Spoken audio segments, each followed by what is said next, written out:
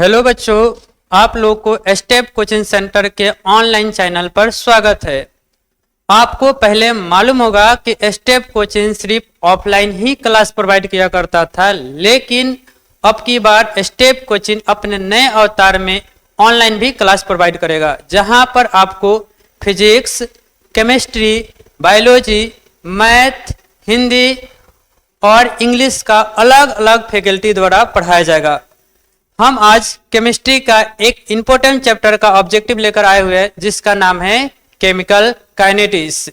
Chemical kinetics के बात किया जाए बोर्ड के लिए, बिहार बोर्ड के लिए इस चैप्टर बहुत ज्यादा इंपॉर्टेंट है। इस चैप्टर से लगभग सिर्फ ऑब्जेक्टिव ही 3 से 4 क्वेश्चन पूछता है। हम आज आप लोग को ऑब्जेक्टिव बनाया कैसे जाता है मैं यह सिखाने वाला हूं। ऑब्जेक्टिव याद नहीं किया जाता, बनाया कैसे जाता है। चलो स्टार्ट कर रहे हैं केमिकल काइनेटिक्स। देखो, इसमें पहला क्वेश्चन पूछा हुआ है, निम्नलिखित में से कौन प्रथम कोटि अभिक्रिया के वेग स्थिरांक की इकाई है। तो सबसे पहले देख लेते हैं वेग स्थिरांक क्या होता है।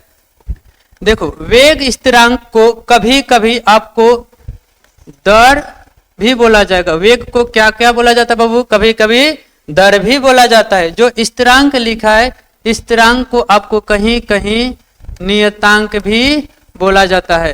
ठीक है, जिस हम किसे सूचित करते हैं, के से सूचित करते हैं। वहीं पूछा है प्रथम कोटि अभिक्रिया के लिए दर नियतांक का इकाई क्या होगा, यूनिट क्या होगा। हम एक ऐसा मेथड बताने वाले हैं, आप किसी का भी, चाहे फर्स्ट ऑर्डर रिएक्शन हो, चाहे सेकेंड ऑर्डर रिएक्शन हो, चाहे जीरो ऑर्डर रिएक्शन हो, उसके लिए दर नियतांक का यूनिट ज्ञात कर सकते हैं। इसके लिए आपको ध्यान रखना पड़ेगा, एक फॉर्मूला होता है K equal to mole bracket 1 minus n litre n-1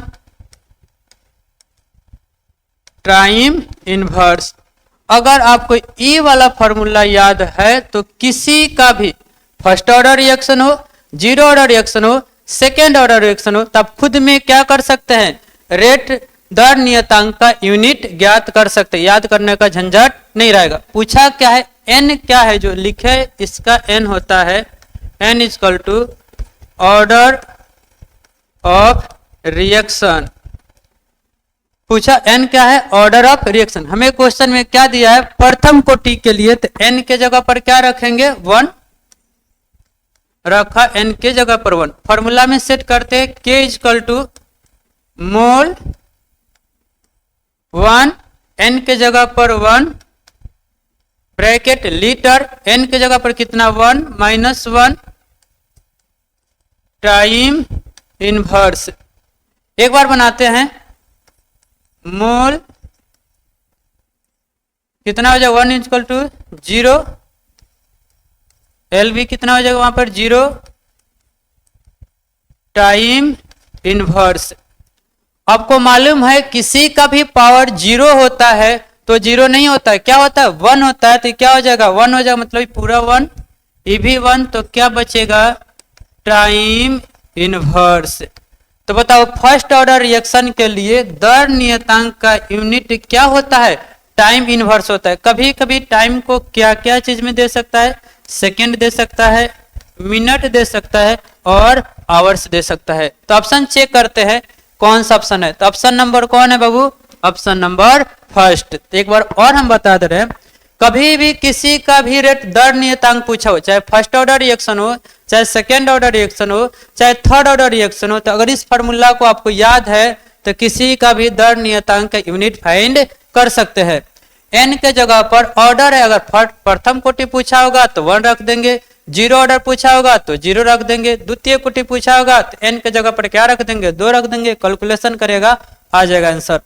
time को किसमें मापा जा सकता है, सेकेंड में, मिनट में और आवर्स में। तो यहाँ पर हमें सिर्फ डायरेक्ट टाइम ही दिया था, तो ऑप्शन नंबर कौन होगा, फर्स्ट होगा। ठीक है, क्वेश्चन नंबर सेकेंड बना रहे हैं। क्वेश्चन नंबर सेकेंड बोला क्या है, किसी अभिक्रिया का वेग निम्नलिखित में से किस प्रकार व्यक्त है। इस निम्नलिखित प्रकार से व्यक्त होता है, वेग इतना दिया है, इस अभिक्रिया की कोटि होगी। तो सबसे पहले पता कर लेते हैं सर कोटि क्या होता है। तो आपको सर जब बताए होंगे, केमिकल काइनेटिक्स पढ़ा रहे होंगे तो बोले होंगे क्या होता है, पहले किसी भी रिएक्शन का क्या लिख लो, वेग नियम लिख लो। वेग नियम के जो भी सांद्रता के पावर में होता है उसी पावर को क्या बोला जाता है, कोटि बोला जाता है। एक हम जनरली आपको समझा रहे रिएक्शन लेकर, माना ये रिएक्शन है कोई,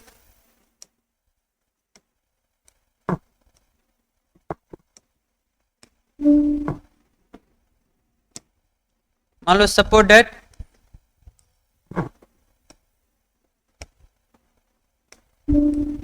जैसे ए रिएक्शन है, ए बी किस में कन्वर्ट हो रहा है, सी प्लस डी में कन्वर्ट हो रहा है।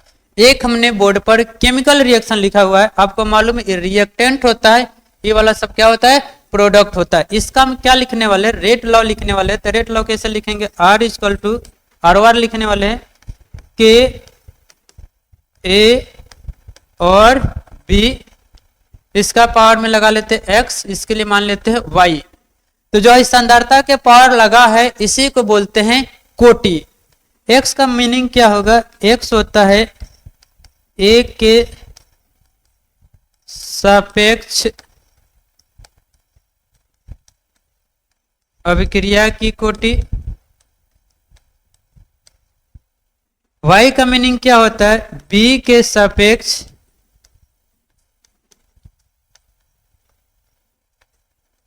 अभिक्रिया की कोटि। एक्स और वाई दोनों को जोड़ दे तो क्या हो जाएगा, अभिक्रिया की कुल कोटि। हमें क्या होता है, किसी भी रिएक्शन का रेट लॉ लिखा, रेट लॉ कैसे लिखते हैं, रेट डायरेक्टली समानुपाती होता है, प्रत्येक रिएक्टेंट के सांद्रता के समानुपाती चिन्ह हटाओगे तो एक नियतांक आता है जिसका नाम क्या है, के है, जो पावर में होता है एक्स और वाई।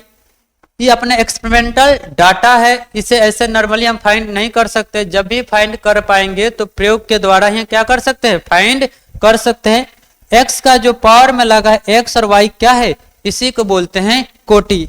एक्स क्या बोलेंगे, ए के सापेक्ष अभिक्रिया की कोटि, वाई को क्या बोलेंगे, बी के सापेक्ष अभिक्रिया की कोटि, और एक्स वाई दोनों को जोड़ देंगे उसी को बोलते हैं अभिक्रिया की कोटि। हमें क्वेश्चन में क्या किया था, वेग दे दिया था, रेट गिवन था, वेग को कभी हम दर भी बोलते हैं, दर को जिसे आर से सूचित किया था, आर दिया हुआ था, यहाँ पर के छोड़ दिया है, के ए का स्क्वायर बी का स्क्वायर। हमें पूछा है अभिक्रिया की कोटि बताए, कुल कोटि बताना है भाई, कुल कोटि।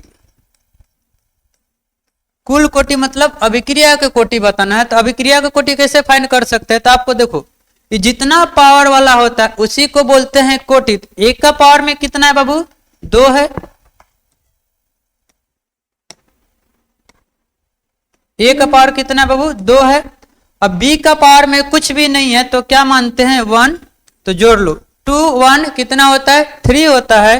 तो यहां पर अभिक्रिया की कोटि कितना है, 3 है। तो कौन सा ऑप्शन होगा, ऑप्शन नंबर सी। तो ध्यान रखना, कभी भी ऐसा क्वेश्चन आ जाए, बोल दे क्या करे, कोई भी रिएक्शन दे दे, अब बोले अभिक्रिया के कोटि बताओ, तो क्या करते हैं, पावर को जोड़ देते हैं। वही क्या होता है, अभिक्रिया का कोटि था, हमने लिखा 2 + 1 कितना हो गया, 3 हो गया। ध्यान रखने एक्स वाई क्या है, एक्सपेरिमेंटल डाटा है, ऐसे हम फाइंड नहीं कर सकते। जब भी इसे फाइंड करेंगे तो प्रयोग के माध्यम से क्या कर सकते हैं, फाइंड कर सकते हैं। अगर लेकिन क्वेश्चन में दिया है तो आसानी से बना लो, पावर को जोड़ दो, अभिक्रिया की कोटि निकल जाएगा। अब बात करें क्वेश्चन नंबर 3।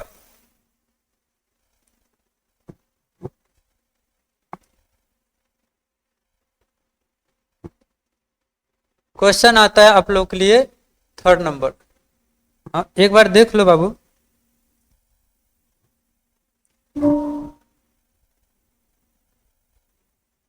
देखो दिया है एक अभिक्रिया के वेग स्थिरांक की इकाई अभिक्रिया के दर के इकाई के समान है तो अभिक्रिया की कोटि है।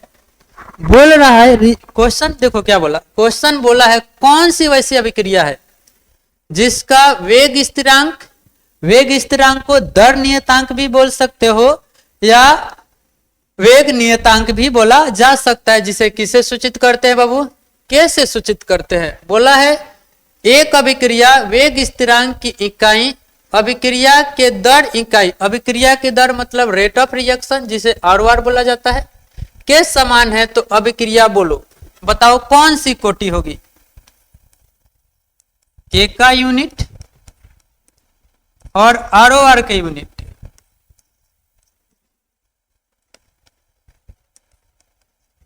दोनों क्या होना चाहिए? इक्वल होना चाहिए। आर का यूनिट और के का यूनिट दोनों इक्वल है। कौन से रिएक्शन के लिए आपको बताना है, ठीक है। तो हम क्या कर लेते हैं, एक बार रेट अभिक्रिया की दर की इकाई ज्ञात कर लेते हैं, दूसरा वेग स्थिरांक की इकाई ज्ञात कर लेते हैं। तो सबसे पहले क्या करते हैं, अभिक्रिया की दर की इकाई ज्ञात कर लेते हैं। आपको मालूम होगा सर अभिक्रिया की दर का फॉर्मूला पढ़ाएंगे जिसे इंग्लिश में बोलते हैं R, rate of reaction. Rate of reaction का फॉर्मूला था delta C by delta T.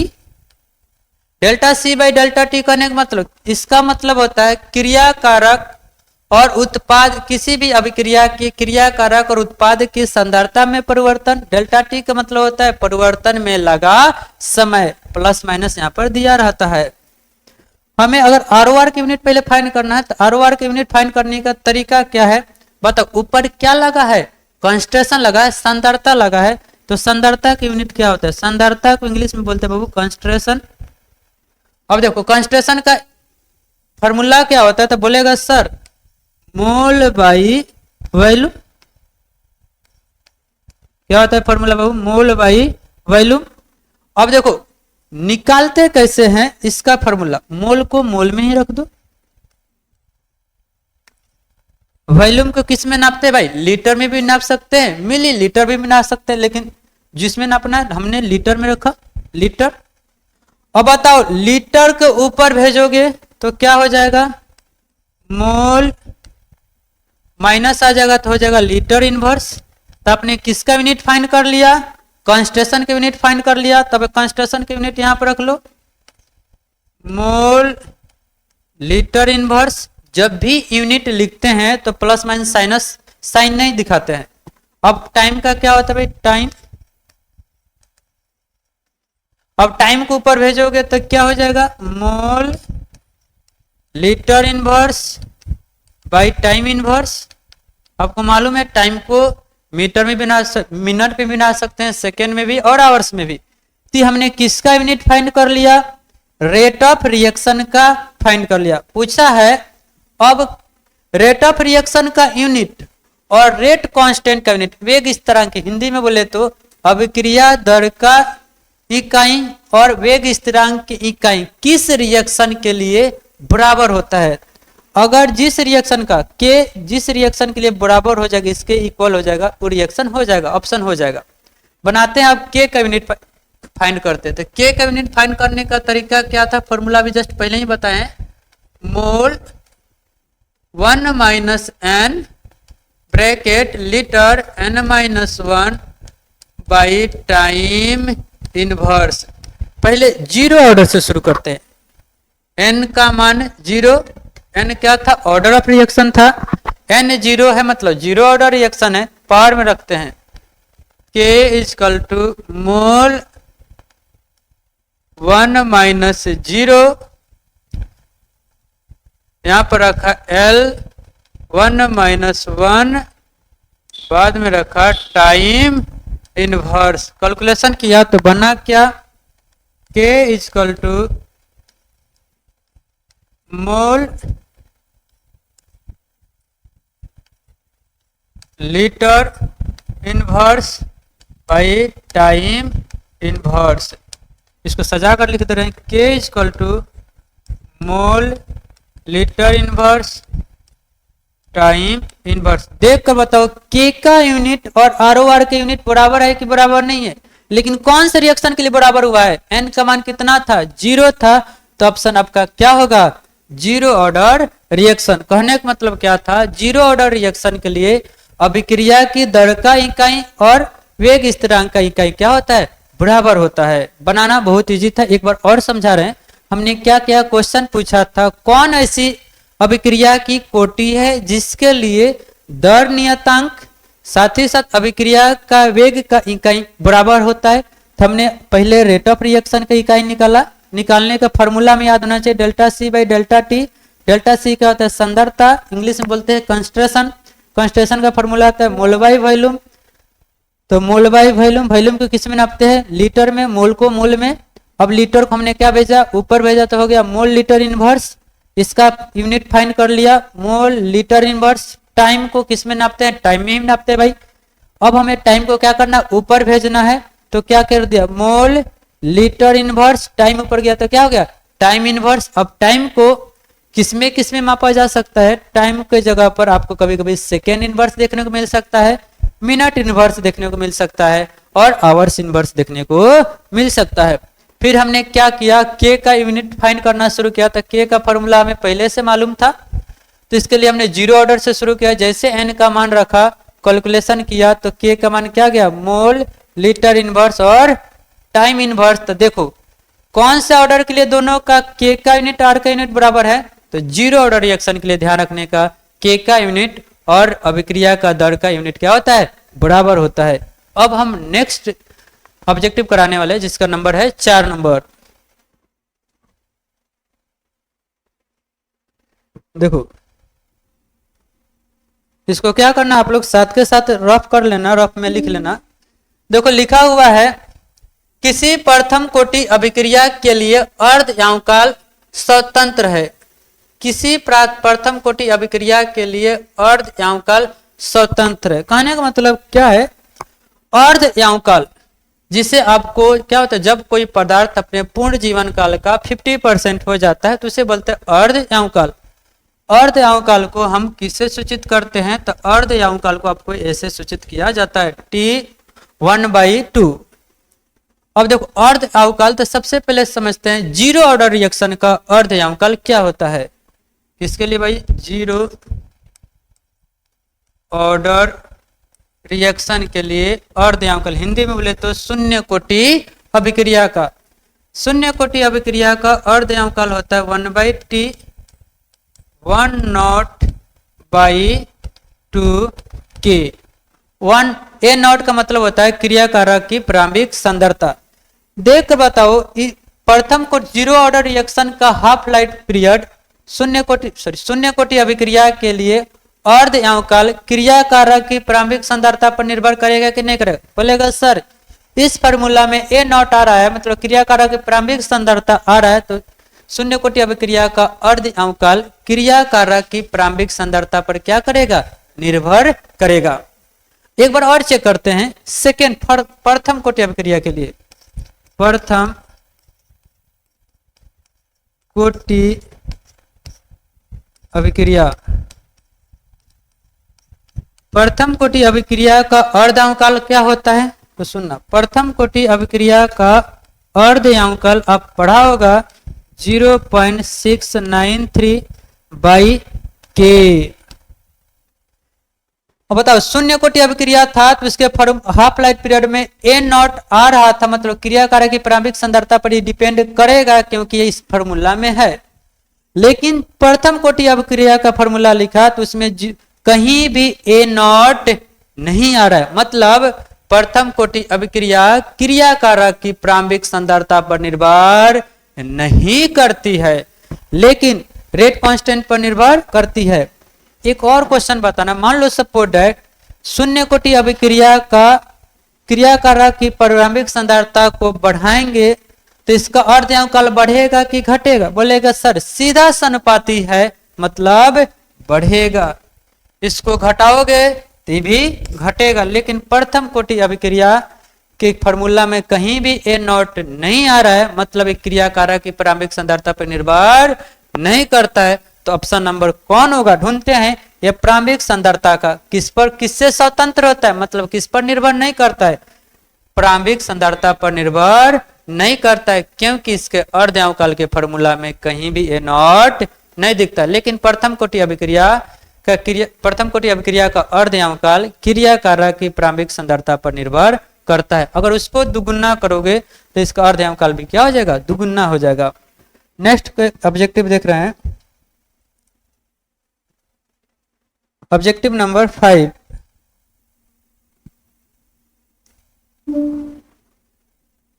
देखो बोला क्या है, यहाँ पर प्राथमिक लिख लेना बाबू, थोड़ा सा छूट गया था। प्राथमिक, देखो प्राथमिक अभिक्रिया 2 FeCl2 प्लस SnCl2 किसमें कन्वर्ट हो रहा है? 2 FeCl2 प्लस SnCl4 में कन्वर्ट हो रहा है। पूछा क्या है? अभिक्रिया का उदाहरण है। ये जो अभिक्रिया द्वितीय कोटि का होगा कि प्रथम कोटि का होगा कि तृतीय कोटि का होगा, इसमें से कोई नहीं। तो देखो बनाते कैसे, इसका कोटि पूछा है तो कोटि जब भी तभी बता पाएंगे जब हमें इसका रिएक्शन को क्या लिखेंगे? अभिक्रिया दर लिखेंगे, रेट ऑफ रिएक्शन लिखेंगे। पहले रिएक्शन लिख लेते हैं बोर्ड पर। FeCl2 प्लस SnCl2 कन्वर्ट हो रहा है टू FeCl2 प्लस SnCl4 में। अब देखो इस रिएक्शन को बैलेंस किया तो यहाँ पर लगाया है 2 और यहाँ पर लगा है 2, रिएक्शन बैलेंस करने के लिए। पहले इसका क्या करते हैं? रेट ऑफ रिएक्शन लिखते हैं। किसके नियम से? वेग दर के नियम से लिख लेते हैं। और आपको पढ़ाया था रेट सीधा समानुपाती होता है किसी भी रिएक्शन के प्रत्येक सांद्रता के, जैसे किस रेट सीधा समानुपाती होता है किसी भी रिएक्शन के प्रत्येक रिएक्टेंट के सांद्रता के, प्रत्येक क्रियाकारक के सांद्रता के। इसके लिए देखो दो क्रियाकारक है, 2 रिएक्टेंट है। सांद्रता लिखना तो ब्रैकेट में डालना पड़ेगा FeCl2, ठीक है। इसके लिए SnCl2 डायरेक्ट सीधा समानुपाती होता है। बोलेगा सर ये जो साइट्रोमेट्रिक कोएफिशिएंट दिख रहा है 2, FeCl2 का साइट्रोमेट्रिक कोएफिशिएंट कितना है? 2 है। इसका साइट्रोमेट्रिक कोएफिशिएंट कितना है? 1 है। बताओ सर पावर में डायरेक्ट लिख दे 2 1 ना बाबू। रेट लॉ कभी भी अभिक्रिया के कोटि के डायरेक्ट साइट्रोमेट्रिक कोएफिशिएंट के इक्वल नहीं होता है, लेकिन कुछ केस में आपको जैसे रेट लॉ लिखा होगा तो सर बताएंगे R = KAX BY। बोले थे XY क्या है? कोटि है। ये कोटि एक्सपेरिमेंटल डाटा है, ये डायरेक्ट साइट्रोमेट्रिक कोएफिशिएंट के इक्वल नहीं होता है, लेकिन कुछ केस में X और Y साइट्रोमेट्रिक कोएफिशिएंट के इक्वल हो जाता। अगर बोला हो रिएक्शन प्राथमिक अभिक्रिया हो या सिंगल स्टेप रिएक्शन हो या एक पद में स्टेप प्राथमिक अभिक्रिया बोल दे तो ध्यान से सुनने का, जो X और Y होता है डायरेक्ट किसके समानुपाती हो जाता है? साइट्रोमेट्रिक कोएफिशिएंट के सीधा समानुपाती हो जाता है। तो देखो पहले ही रिएक्शन बोल दिया है, कौन सा अभिक्रिया बोला है? प्राथमिक अभिक्रिया बोल दिया है, तो आपको यहाँ पर XY लिखने की जरूरत नहीं है। डायरेक्ट क्या लिखेंगे? साइट्रोमेट्रिक कोएफिशिएंट लिखेंगे। तो इसका साइट्रोमेट्रिक कोएफिशिएंट कितना है भाई? इसका साइट्रोमेट्रिक कोएफिशिएंट 2 है। इसका साइट्रोमेट्रिक कुछ भी नहीं दिखा है तो कितना है बाबू? 1 है। आपको मालूम है जब भी समानुपाती चिन्ह हटाते हो तो एक नियतांक आता है जिसका नाम है K। FeCl2 SnCl2 पावर में कितना होगा भाई? 1। अगर हमें बताना है कौन सी कोटि की अभिक्रिया है तो ऑर्डर जोड़ दो, कोटि जोड़ लो। बताओ इस अभिक्रिया की कोटि क्या होगा? अभिक्रिया की कोटि बोलेगा सर पावर को जोड़ दो, वही होता है कोटि। और क्या है? 2 है प्लस 1 है। जोड़ो कितना हुआ? 3। बताए थे जितना अभिक्रिया का कोटि होगा, अगर अभिक्रिया का कोटि 0 हो तो 0 ऑर्डर रिएक्शन होता है। अभिक्रिया की कोटि 1 हो तो प्रथम कोटि अभिक्रिया होता है। अभिक्रिया की कोटि 2 हो तो द्वितीय कोटि अभिक्रिया होता है। अभिक्रिया का कोटि 3 हो तो कौन सा ऑर्डर रिएक्शन होता है? तृतीय कोटि अभिक्रिया होता है। तो ऑप्शन अभिक्रिया की कोटि कितना है भाई? 3। तो कौन सा होगा? तृतीय कोटि अभिक्रिया होगा। बोलेगा सर एक बार और समझाओ। चलो एक बार और समझा रहे हैं। देखो रिएक्शन बोला था प्राथमिक अभिक्रिया दे दिया था, पूछा था यह उदाहरण है, मतलब कौन सी कोटि है? तृतीय कोटि है कि प्रथम कोटि है कि द्वितीय कोटि है, किसमें से कोई नहीं है। तो हमने क्या किया? पहला इसका रेट लिखा, रेट लॉ से। रेट लॉ क्या बोलता था? रेट लॉ बोलता था किसी भी रिएक्शन के रेट सीधा समानुपाती होता है प्रत्येक रिएक्टेंट के सांद्रता के। तो इसमें दो ही रिएक्टेंट है, लिख दिया सांद्रता के सीधा समानुपाती होता है, ब्रैकेट में बंद किया मतलब सांद्रता को ब्रैकेट में बंद किया। कोटि क्या मानते थे, एक्स वाई साइट्रोमेट्रिक कॉएफिशिएंट के इक्वल हो भी सकता है, नहीं भी हो सकता है। अगर बोल दे रिएक्शन प्राथमिक अभिक्रिया है तो साइट्रोमेट्रिक एक्स वाई की जगह पर हम क्या लिख देंगे, साइट्रोमेट्रिक कॉएफिशिएंट, इसलिए यहाँ पर एक्स वाई ना लिखा, डायरेक्ट क्या लिख दिया, साइट्रोमेट्रिक कॉएफिशिएंट, क्योंकि रिएक्शन क्या बोला था, प्राथमिक अभिक्रिया है। और ऑर्डर को जोड़ दिया तो जोड़ने पर पता चला कुल अभिक्रिया के कोटि कितना है, 3 है। 3 आते ही पता चल गया कौन से कोटि का अभिक्रिया है, तृतीय कोटि अभिक्रिया। मान लो सपोर्टेड 2 आता तो द्वितीय कोटि होता, 1 आया होता जोड़ने के बाद तो प्रथम कोटि होता, 0 आया होता जोड़ने के बाद कोटि तो कौन सा अभिक्रिया होता, 0 ऑर्डर रिएक्शन होता। नेक्स्ट रिएक्शन करा रहे हैं भाई, सॉरी नेक्स्ट ऑब्जेक्टिव्स।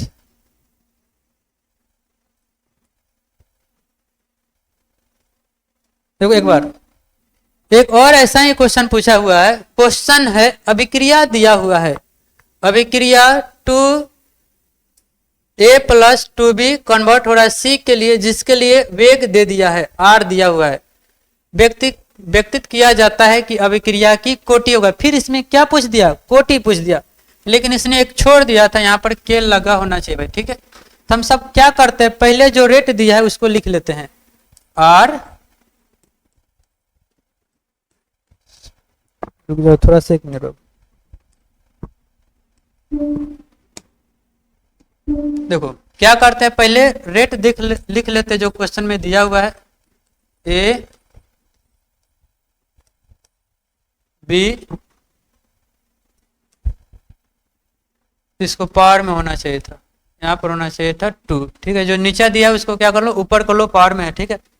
और यहाँ पर दिया हुआ के, पूछा है अभिक्रिया की कोटि बताओ। अरे कोटि क्या होता है, जो पावर होता है उसी को जोड़ लेते हैं, वही कोटि होता है। तो बताओ कोटि क्या है, अभिक्रिया की कोटि, अभिक्रिया की कोटि। तो बताओ इसके पावर में कुछ भी नहीं दिया है तो क्या मानेंगे, 1। इसके पावर में कितना दिया है, 2 दिया है तो 2, तो जोड़ लो, 1 + 2 कितना हो गया, 3, मतलब इसका कोटि कितना होगा, 3 होगा। ऑप्शन नंबर फर्स्ट, ये भी आसान है, ऐसा क्वेश्चन बहुत सारा पूछता है। तो क्या करना है, सिर्फ पावर को जोड़ देते हैं, आ जाएगा कोटि। नेक्स्ट ऑब्जेक्टिव, ऑब्जेक्टिव नंबर जो भी है नंबरिंग कर लेना अपना। देखो शून्य कोटि प्रतिक्रिया के लिए गति स्थिरांक की इकाई है। देखो फिर वैसा क्वेश्चन पूछ दिया, इसका क्वेश्चन अभी जस्ट कराए हैं।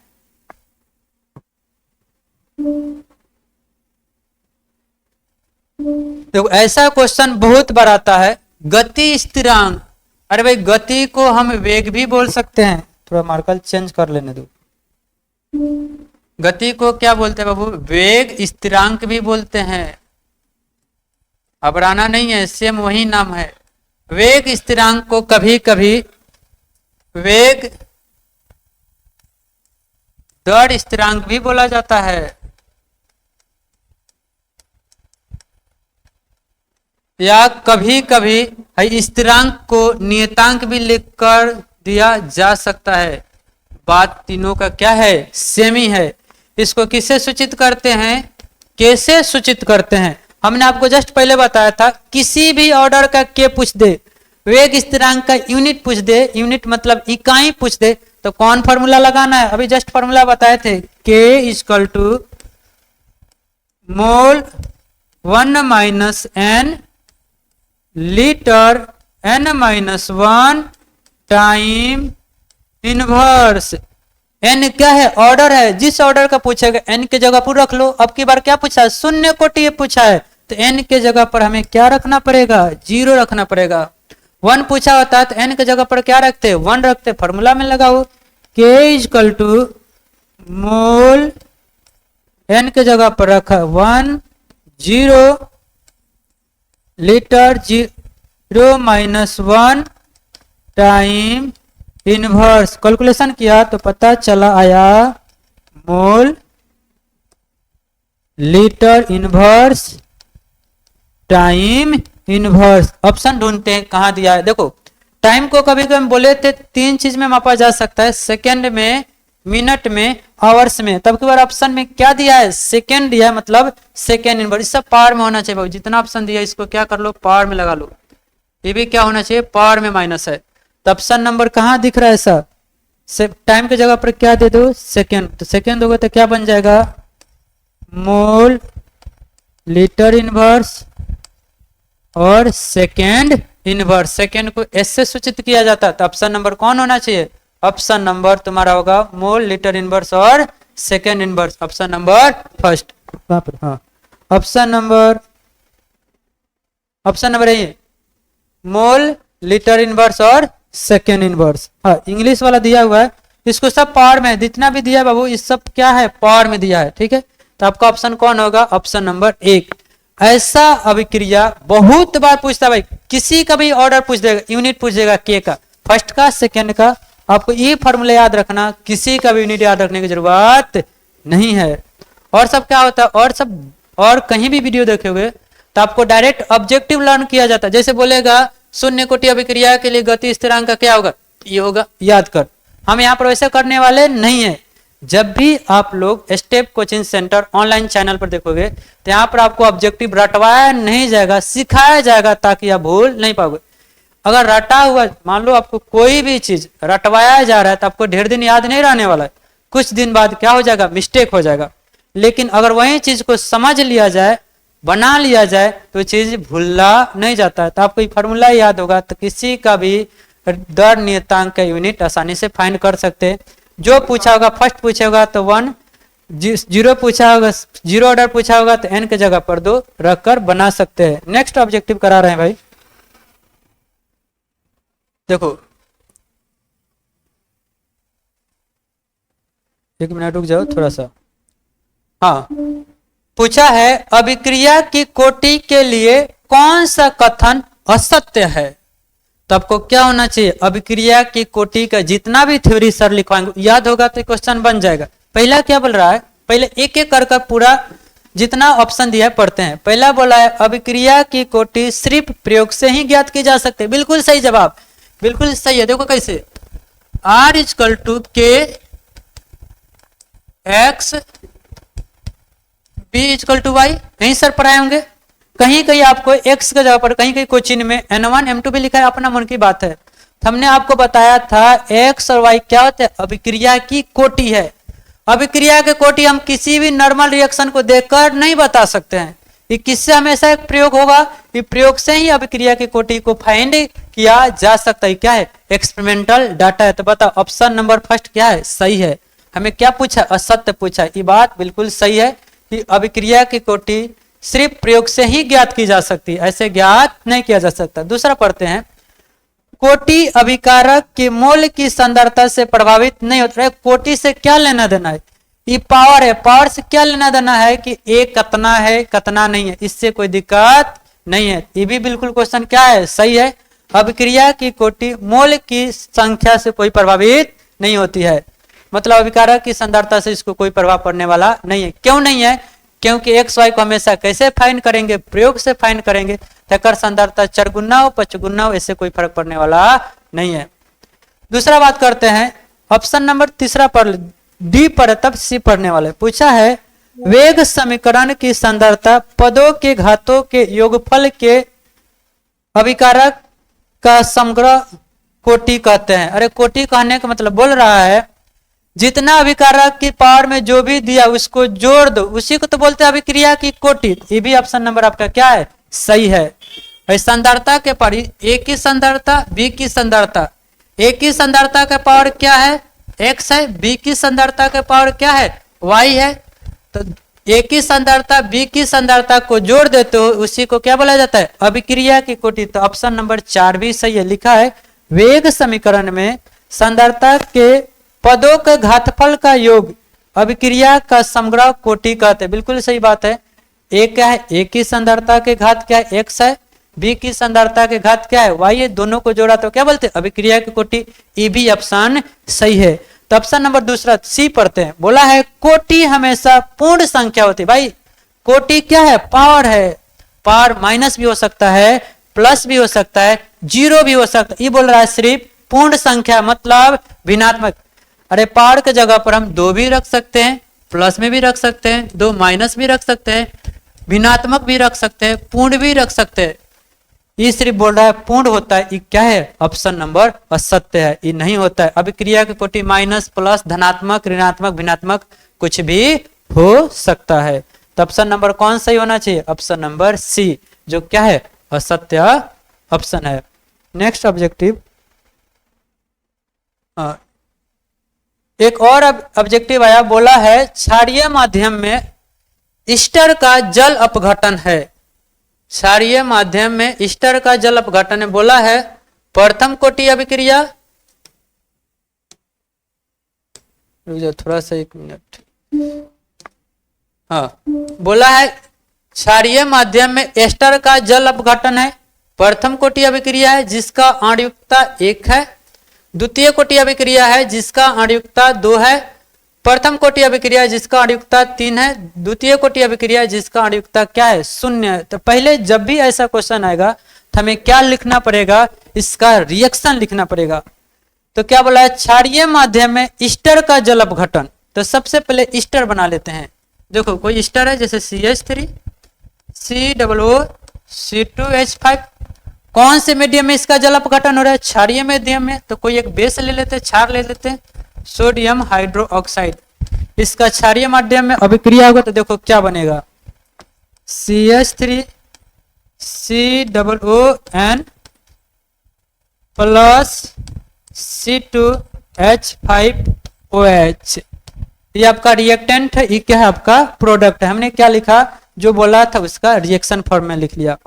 अब पूछा ये बताओ आणविकता क्या है, इंग्लिश में बोलते हैं मॉलिक्यूलरिटी। तो आपको बताया होंगे सर मॉलिक्यूलरिटी कैसे निकाला जाता है। किसी भी केमिकल रिएक्शन होता है, कोई भी केमिकल रिएक्शन हो तो उसमें 2 पार्ट आपको मिलेगा, एक मिलेगा रिएक्टेंट, एक मिलेगा प्रोडक्ट।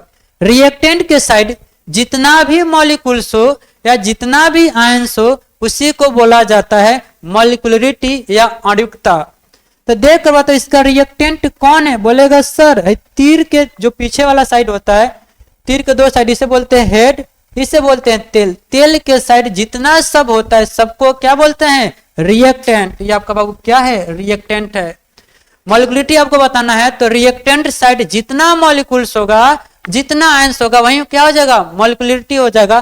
पता चला रिएक्टेंट साइड 2 मॉलिक्यूल्स है, कौन कौन, एक ई मॉलिक्यूल्स है, एक ई मॉलिक्यूल्स है। तो बताओ मॉलिक्यूलरिटी कितना हुआ, 2 मॉलिक्यूल्स है, इसलिए इसका मॉलिक्यूलरिटी आणविकता को m से सूचित करते हैं, कितना हो बाबू, 2। यहां से भी पूरा क्वेश्चन बना सकते हैं, बोला आणविकता कितना है, 1 है, ये होने वाला नहीं है, ऑप्शन क्या हो गया, गलत हो गया। तीसरा ऑप्शन चेक करो, बोल रहा आणविकता 3 है, कितना आणविकता निकाला है, 2, ये भी ऑप्शन गलत हो गया। तीसरा बोला आणविकता क्या है, 0 है, लेकिन आणविकता कितना है इस रिएक्शन का, 2, ये भी ऑप्शन गलत हो गया। हम सिर्फ आणविकता निकाल कर भी बता सकते ऑप्शन नंबर कौन सही है, ऑप्शन नंबर 20 सही है। लेकिन अभिक्रिया की द्वितीय कोटि भी पूछा है तो कोटि भी बता रहे हैं, लेकिन एक ही ऑप्शन जैसे मैंने आणविकता निकाला तो ऑप्शन में देखा तो आणविकता 1 नहीं हो सकता भाई, 2 निकला है, 3 नहीं हो सकता, ये भी गलत है, 0 नहीं हो सकता, ये भी गलत है। तो एक ही ऑप्शन निकालने से, आणविकता निकालने से ऑप्शन सही होगा। लेकिन हम कोटि भी निकाल रहे हैं, देखो कोटि कैसे निकालते हैं। कोटि क्या, कोटि निकालना है तो रेट लिखना पड़ेगा, रेट इजकल टू के, रिएक्टेंट का लिखते हैं इसका सांद्रता CH3 COC2H5, इसका सांद्रता NOH, पार में क्या था XY, XY को ही क्या बोलते हैं, अभिक्रिया की कोटि। ऐसे नॉर्मली इसको फाइंड नहीं कर सकते हैं, इस साइट्रोमेट्रिक कोएफिशिएंट के इक्वल हो भी सकता है, नहीं भी हो सकता है, कुछ केस में इक्वल होता है। अगर रिएक्शन बोल दे प्राथमिक अभिक्रिया हो या सिंगल स्टेप रिएक्शन हो तो उस केस में XY साइट्रोमेट्रिक कोएफिशिएंट के इक्वल हो जाएगा। लेकिन ध्यान रखना इसे एक्सपेरिमेंट में देखा गया, देखो इसे ले जाकर लैब में देखा गया, प्रयोग किया गया तो पता चला इसका कोटि कितना होता है, मैं लिख दे रहा हूं डायरेक्ट, CH3 C2H5, इसका ऑर्डर आता है बाबू आपका 1, NOH, इसका भी ऑर्डर कितना आता है 1। ये क्या है, एक्सपेरिमेंट से दिया गया है तो बताओ ऑर्डर कितना है, जोड़ेगा 1 + 1 तो कितना कोटि हुआ बाबू, 2, पावर को जोड़ते हैं उसी को बोलते हैं कोटि। तो ऑप्शन नंबर कौन सही है, बी सही है। देखो ऐसा क्वेश्चन आता है, इसमें 2 चीज तुमसे पूछा था, कोटि पूछा था और आणविकता पूछा था, तो हम सिर्फ आणविकता निकालने से आंसर हमारा बन गया था। लेकिन हमने कोटि भी निकाल लिया, कोटि निकाला, पहले लिखा rate law X Y, exponent से फाइंड कर सकते हैं, एक्स के जगह पर एक होता है, वाई की जगह पर कितना 1 हुआ, ये किसके लिए, जब क्षारीय माध्यम में ईस्टर का जल अपघटन कराएगा। तो ऑप्शन इसका सही होगा बी। नेक्स्ट ऑब्जेक्टिव देख रहे हैं, हाँ रुक जाओ 1 मिनट थोड़ा सा, हाँ ऑप्शन है, सॉरी ऑब्जेक्टिव नंबर 12,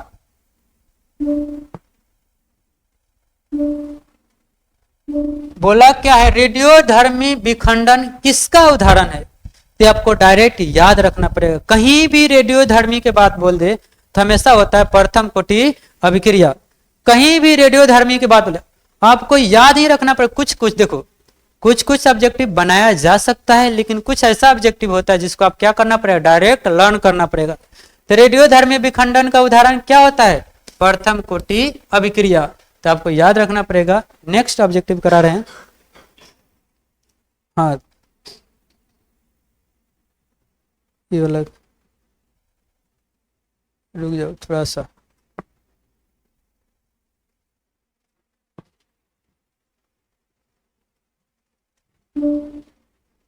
हाँ बोला है किसी भी अभिक्रिया की दर ताप के साथ बढ़ती है। इसमें 2 अभिक्रिया दिया है, कौन सी ऐसी अभिक्रिया है जिसको ताप बढ़ाओगे तो दर भी बढ़ेगा। तो आपको सर पढ़ाएंगे 2 प्रकार का रिएक्शन होता है, एक होता है उष्माक्षेपी, एक होता है उष्माशोषी। ये वाला गलत ऑप्शन है, तो यहाँ पर लिख लेने का क्या, उष्माशोषी। उष्माशोषी को इंग्लिश में बोलते हैं इंडोथर्मी, उष्माशोषी।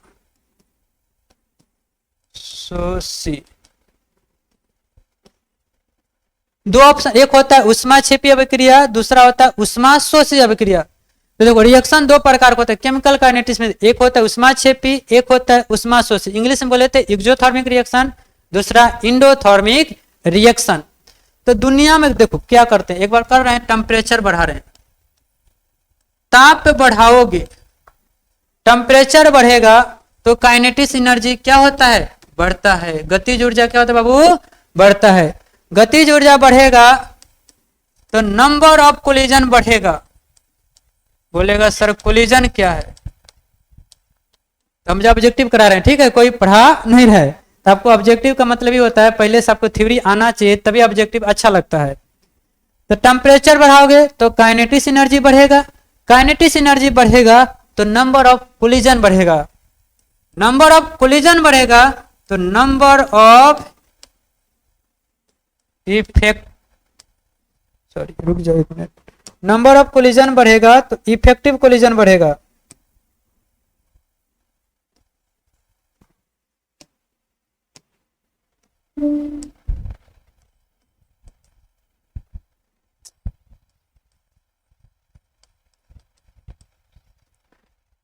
नंबर ऑफ इफेक्टिव कोलिजन बढ़ेगा, नंबर ऑफ इफेक्टिव कोलिजन बढ़ेगा तो किसी भी रिएक्शन का के भी बढ़ेगा, रेट कांस्टेंट बढ़ेगा, रेट कांस्टेंट बढ़ेगा तो रेट भी बढ़ेगा। एनी रिएक्शन, चाहे रिएक्शन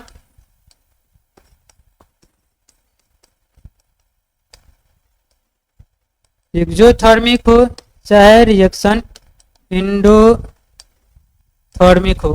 कहने का मतलब क्या है, आप टेम्परेचर बढ़ाओगे तो रेट हमेशा बढ़ेगा।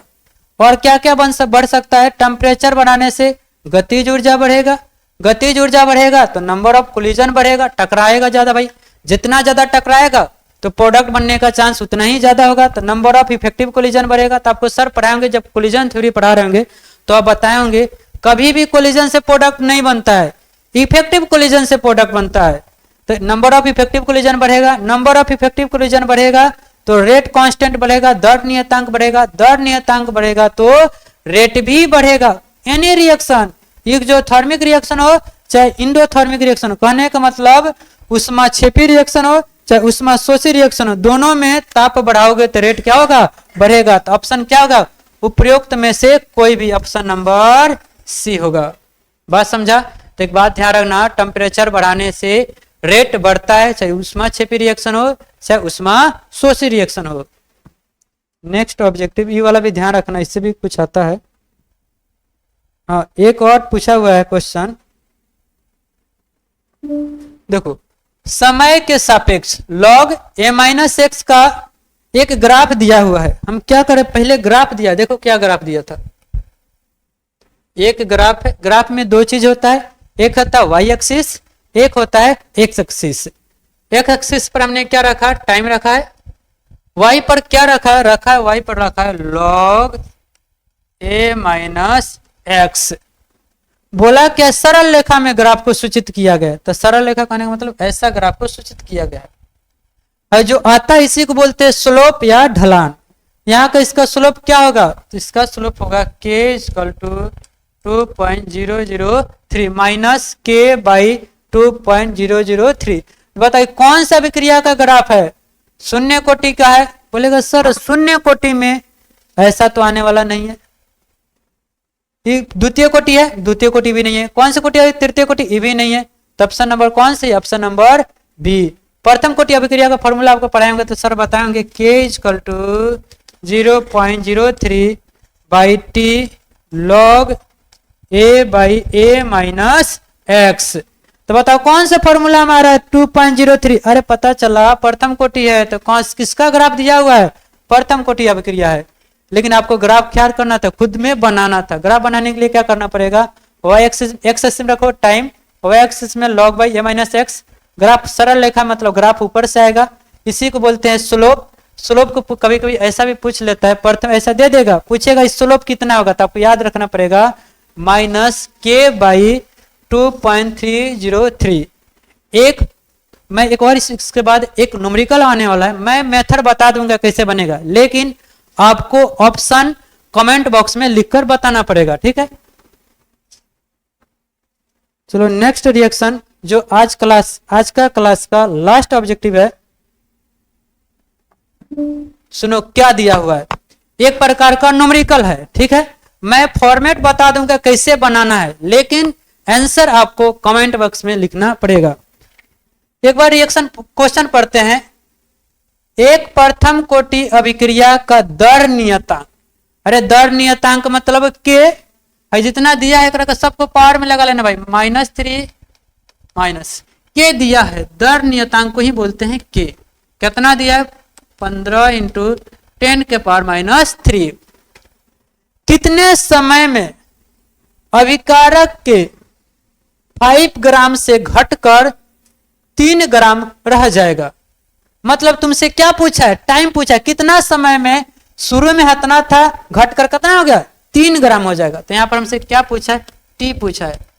बोलेगा सर और क्या डाटा दिया है, 5 ग्राम, शुरू में कितना था, 5 था, मतलब ए नॉट गिवन है, ए गिवन, ए को ही क्या बोलते हैं, क्रियाकारक की प्रारंभिक सांद्रता। क्रियाकारक की प्रारंभिक सांद्रता कितनी थी, एक और तरीका से बोल सकते हैं अभिकारक की प्रारंभिक सांद्रता। अभिकारक की प्रारंभिक सांद्रता शुरू में कितना है, 5 ग्राम है, लिख लो 5 ग्राम। बाद में घटकर मतलब इसमें से कुछ डिसोसिएट हो गया, मान लो रिएक्टेंट था 5 ग्राम था, किसमें कन्वर्ट हुआ, प्रोडक्ट में कन्वर्ट हुआ, लेकिन अब की बार प्रोडक्ट जो था 3 ग्राम प्रोडक्ट बन गया, मतलब कुछ घटा। a माइनस एक्स कितना दिया हुआ है, 3 ग्राम। बोलेगा सर a माइनस एक्स कैसे पता कर लिया, a माइनस एक्स क्या था, t समय पर बची हुई क्रियाकारक की सांद्रता, वही ना था भाई, t समय पर बची हुई क्रियाकारक की सांद्रता कितना दिया है, 3 ग्राम दिया हुआ है। अब क्या करते हैं, k का फर्स्ट ऑर्डर का आपको फॉर्मूला याद होगा, क्या था, 2.03 by T log a by a minus X.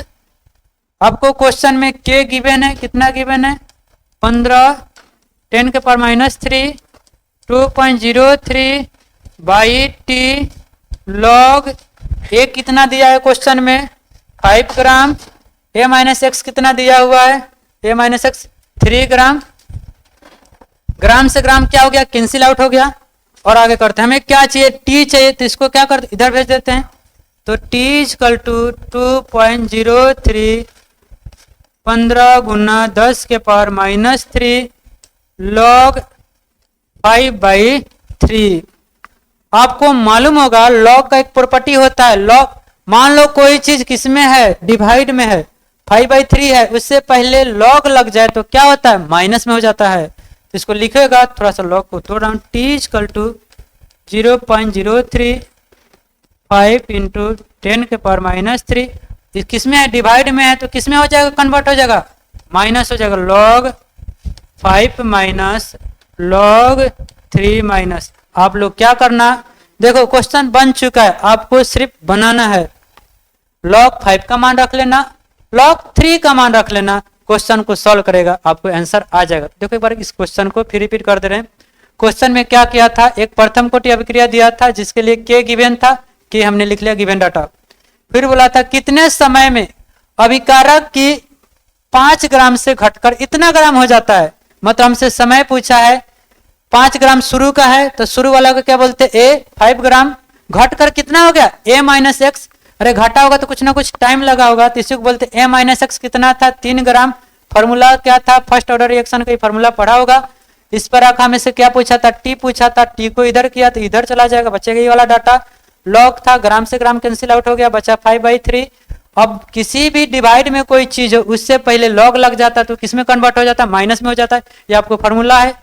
तो लिखा log 5 माइनस log 3, इसका फॉर्मूला log 5 का मान रख लेना, log 3 का मान रखना, कैलकुलेशन करेगा, आपका आंसर आ जाएगा।